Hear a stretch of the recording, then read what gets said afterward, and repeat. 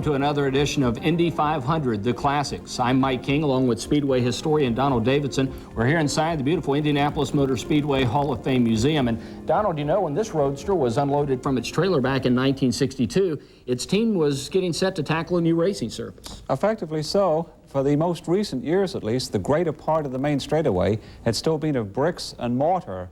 And then finally the time came. As soon as the 61 race was over, down went the asphalt. Now, for a number of years, the drivers had been flirting with 150 miles an hour. Nobody had exceeded that yet. Well, let's just see what happens in practice for 1962.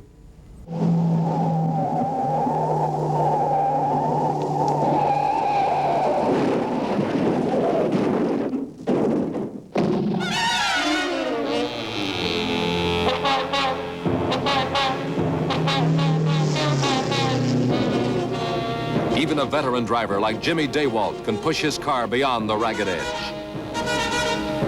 But the search continues, and the practice speeds grow faster. Parnelli Jones, last year's sensational rookie, tops 148, then 149, and in one magic moment, almost breaks the 150-mile-an-hour barrier.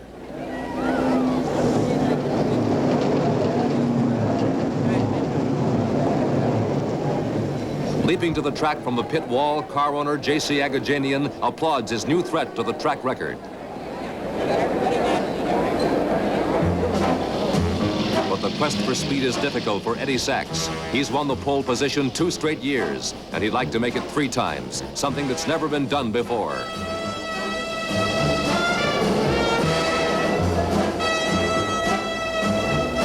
On a morning practice run, he loses a wheel.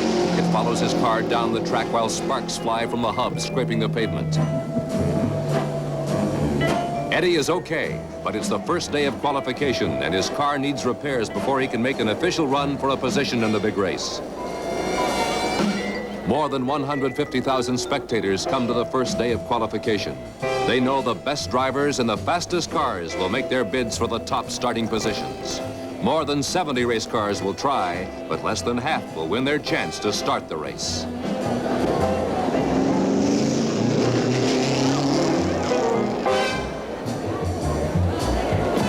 First to qualify is Dick Rathman, setting a fast pace of 147 miles per hour for other drivers to follow. Other drivers whose names are a legend in the world of automobile racing. Next comes Len Sutton of Portland, Oregon. He's the driver of the Leader Card Special and teammate of Roger Ward, who won the race in 1959. Sutton goes faster and faster. His qualifying speed of 149.328 is the fastest ever. Jim McElreath is a first-year rookie. He drives a beautiful red racer owned by mechanic Ollie Prather. The run is effortless and beautiful. The speed, 149.02 miles an hour.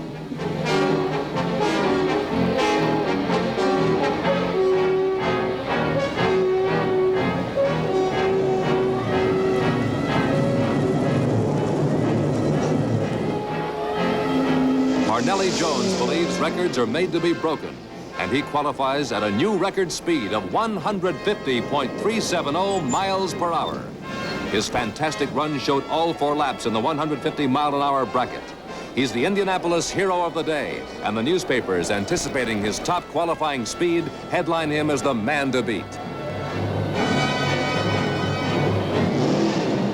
Last year's Indianapolis winner, A.J. Foyt, shows he still is a champion by topping 149 miles per hour.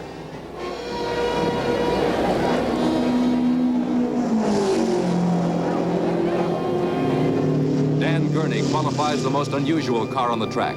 Powered by an aluminum passenger car engine that's mounted behind the driver, Gurney's car is smaller and lighter than the conventional Indianapolis Roadster.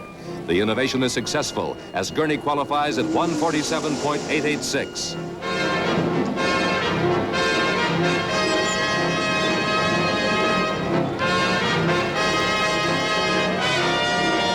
Frustration sweeps the pits as racing crews see the hot qualifying speeds which they must match.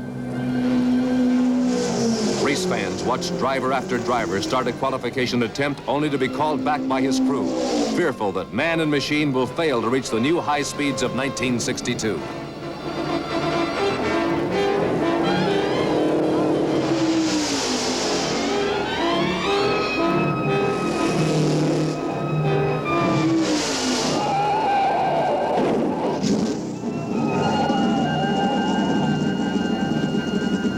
Norm Hall tries a little too hard, and the only record he sets is an 800-foot crash spin through the first turn and short straightaway. Using his own brand of wizardry, Roger Ward qualifies the leader card entry with a speed of 149.371 miles an hour, second only to Parnelli Jones, and assuring himself a race day starting position in the front row of cars. Determined to get into the race, Norm Hall tries again in another car.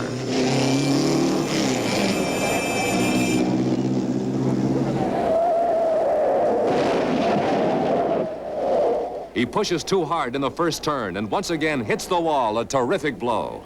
He's out of competition for 1962. The second weekend of time trials opens with Jack Turner on the track. He qualifies at a speed of 146.496. And then popular Eddie Sachs takes his turn, hoping to break his chain of bad luck.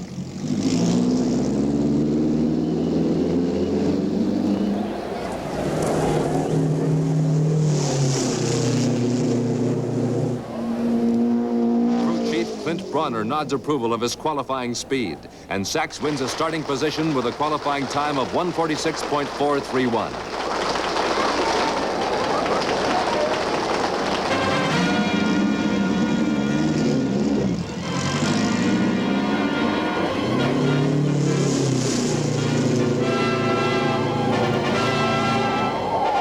Other drivers are not so prudent. Leon Klum slips across the ragged edge and spins out of control on the fourth turn. With the track cleared of dirt and debris, officials announce it's open once again for qualification. And Bruce Jacoby qualifies. But his engine explodes after he crosses the finish line, locking his wheels and throwing the car into a violent spin.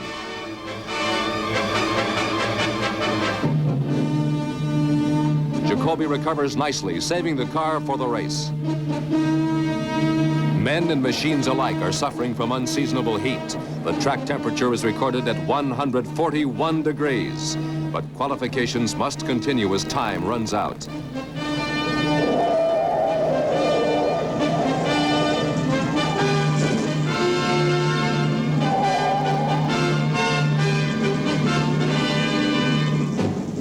Jim Hurtubise, one of the most spectacular qualifiers of all time, pulls onto the track in the Daimler Special.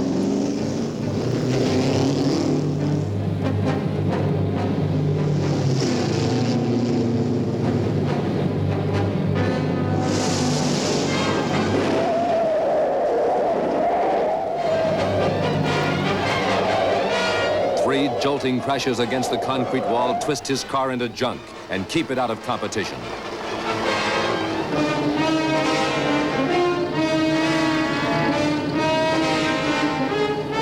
Back in the pits, Hurtubise explains a gust of wind caught him. He's looking for another ride, and he finds one.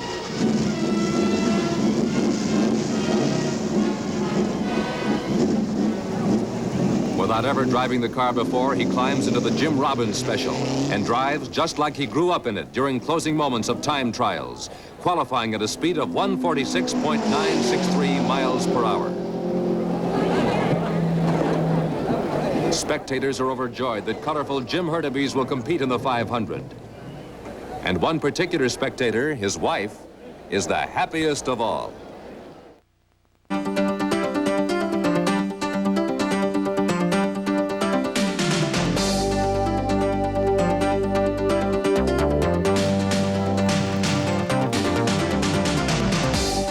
So we've got Parnelli Jones on the pole for the 1962 500 and a very strong threat to win, the favorite, in spite of the fact that it's only his second race. Now pay particular attention to the start and see how closely the cars used to be bunched for the starts in those days. Pat Vidan is ready to drop the green flag on the 33-car field. Let's go racing. It's the 1962 Indianapolis 500. Gentlemen, start your engines.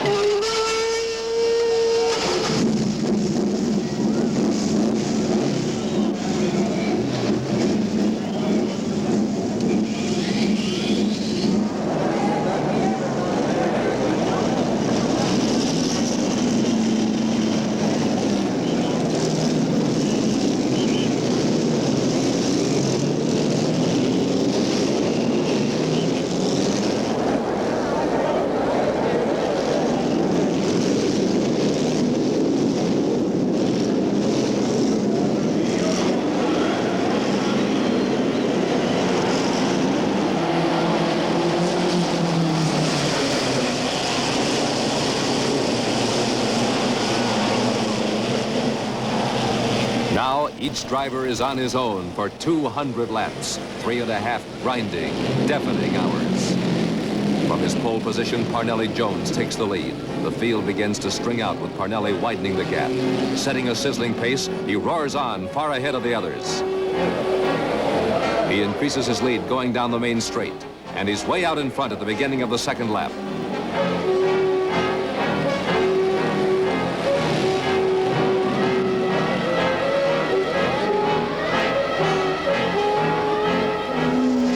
His pit crew signals he has a 6-second lead.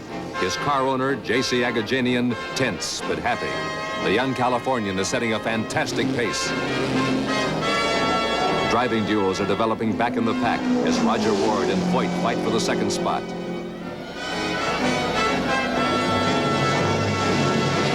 But record lap speeds of over 146 miles per hour are too much. 4 cars cross that ragged edge.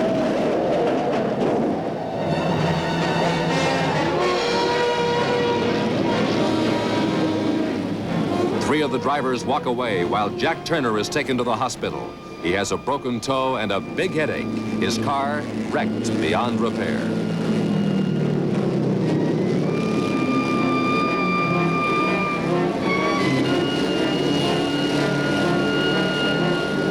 The yellow caution light remains on for 15 laps. The cars run at reduced speeds, threading their way through as the bent and twisted wrecks are towed to their garages.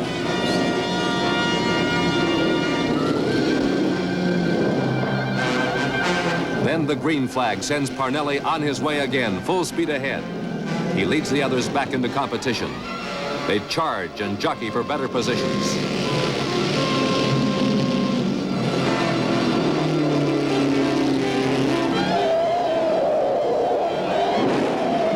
The extreme speed causes Shorty Templeman to lose control on the 37th lap.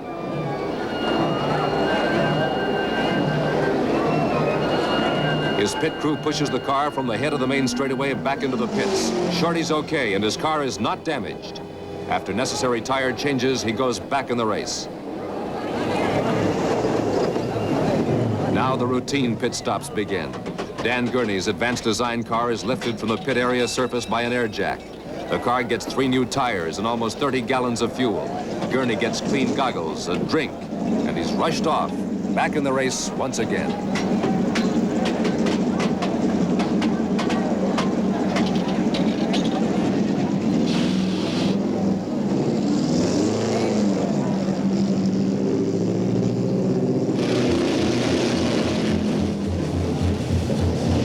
Jim McElreath comes in for new tires and a tank of mobile fuel. A drink of water cools his throat, which is parched from dust and fumes. With a field of cars so closely matched in performance, the race now becomes a contest of strategy, of planning. A race fought out in the pits where the coordination of the service crew can win or lose the race for the driver. Roger Ward's expert crew gets the job done in 19 seconds. Hours of practice before the race are paying off now when every second counts and is important. Pace setter Parnelli Jones comes in. His fantastic lead has earned him almost $9,000 in lap prizes. Foyt takes the lead briefly as Parnelli's crew bangs wheels into place and forces fuel into the tank.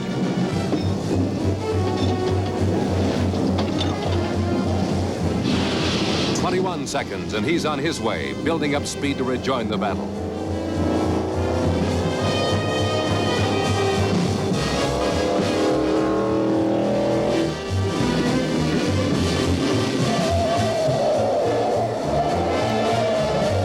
Out on the track, action continues at a blistering pace. Bobby Grimm loses control for a split second and spins, but ends up heading in the right direction and continues on. Parnelli goes ahead again on the green flag. A.J. Foyt is coming in for a pit stop, looking over his shoulder at his right rear wheel. His crew checks the car and rolls him out again.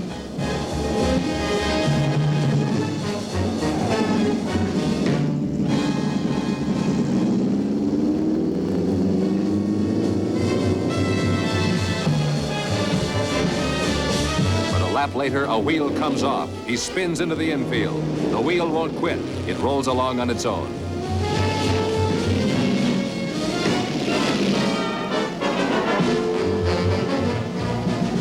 Foyt's car is finished for this race, but Foyt isn't about to quit. He runs through the infield to the pit area. Foyt climbs into another car to relieve stocky Paul Russo.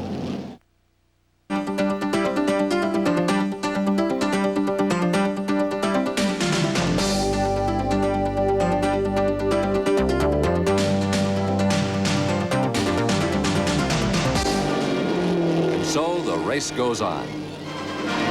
At the halfway mark, Parnelli is ahead, but Ward is closing in. Parnelli is not keeping up his earlier record speeds, though. The pace is knocking out car after car. Chuck Hulse walks slowly back to the pits, his car conked out. Parnelli holds on to his precious lead. He's been in front for more than 80 laps and is piling up prize money at the rate of $150 a lap. But all is not well. His pit crew questions his brakes, but he keeps charging, for Roger Ward is second and running on his tail.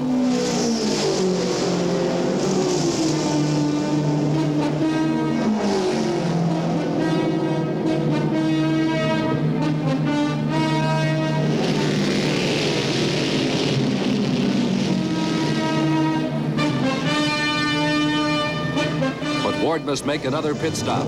This one takes only 23 seconds.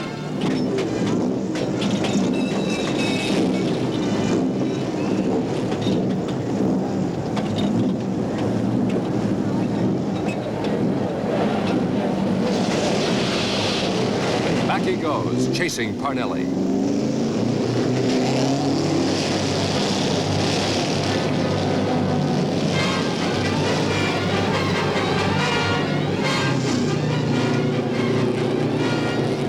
Len Sutton comes in. His smooth working crew almost look like they're loafing, but Len hardly has time to drink a cup of water before he's shoved back on the track.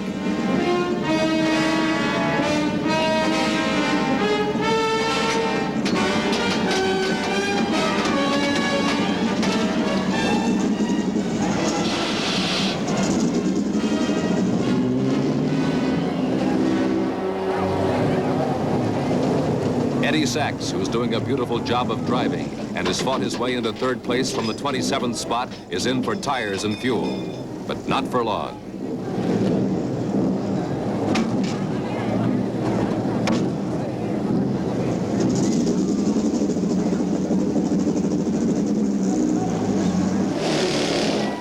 The race roars on. Ward has moved ahead of Parnelli, and it looks like Parnelli is in trouble. He's running without brakes and gliding down the pit apron. He can't stop. He bounces over wheels and tires in a frantic effort to slow down, then scrapes into the pit wall to stop. He's been running without brakes since the 76th lap. With no brakes to slow him down entering the turns, he must drive at an overall slower speed. Roger Ward holds his lead. His sizzling average of more than 140 miles per hour, including running at slow speeds under the caution light, plus a total time of only 1 minute, 2 seconds for 3 pit stops, puts him way out in front. 3 laps to go. Ward in front. Len Sutton is second. Eddie Sachs third, after rushing through from a 27th starting position. Ward takes the white flag, and his crew goes wild. Then he takes the checkered flag. A fantastic win. A new record of over 140 miles an hour average for the entire 500 miles. It's Ward's second trip into the winner's circle. The 41-year-old veteran driver first won the Memorial Day Classic in 1959. He knows right where to go, but the thrill is bigger this time, he says, than before.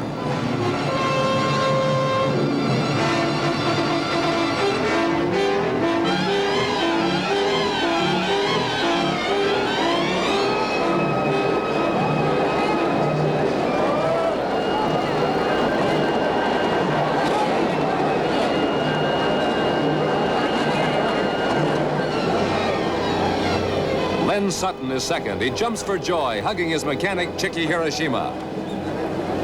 Eddie Sachs is happy to have nailed down third place.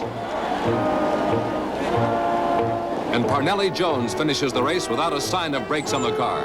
His crew going crazy, trying to get him stopped.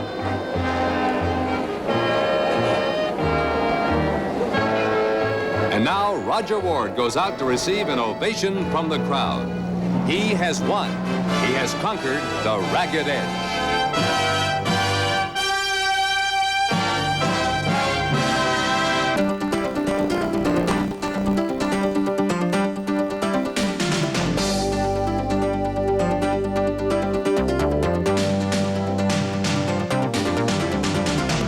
So Roger Ward and Len Sutton finished first and second for the same team, leader cards out of Milwaukee. And now, more than 30 years later, still no team has been able to finish first and second in the same 500. Roger Ward, the winner of the 1962 Indianapolis 500. We thank you for joining us for this edition of Indy 500, the Classics. For Donald Davidson, I'm Mike King. We'll see you again next time.